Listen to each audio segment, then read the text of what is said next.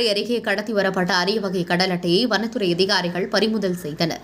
மயிலாடுதுறை மாவட்டம் சீர்காழி அருகே பொறையார் நண்டலார் சோதனை சாவடியில் இன்ஸ்பெக்டர் சுகந்தி, ஏட்டுகள் ராஜாராமன், ராஜீவ்காந்தி ஆகியோர் சோதனையில் ஈடுபட்டனர்.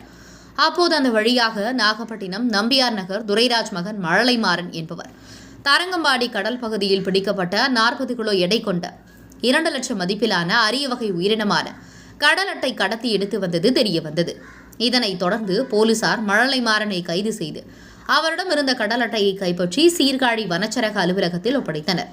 இதனைத் தொடர்ந்து நாகை வன உயிரின காப்பாளர் அபிஷேக் தோமர் அறிவுறுத்தலின் பேரில் சீர்காழி வனச்சரக அலுவலர் ஆயுப்கான், வனவர் சசிகுமார், வனக்காவலர் பாக்யராஜ் ஆகியோர் கடல் அட்டை கடத்தி வந்த மழலைமாறனை கைது செய்து அவரிடமிருந்த கடல் அட்டையை பறிமுதல் செய்து வழக்கு பதிவு செய்து மழலைமாறனை சிறையில் அடைத்தனர்.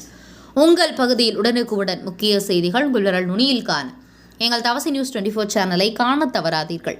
உங்கள் சீர்காழி செய்தியாளர் சாமி பத்மநாபனுடன் உங்கள் தவசி ரமேஷ்.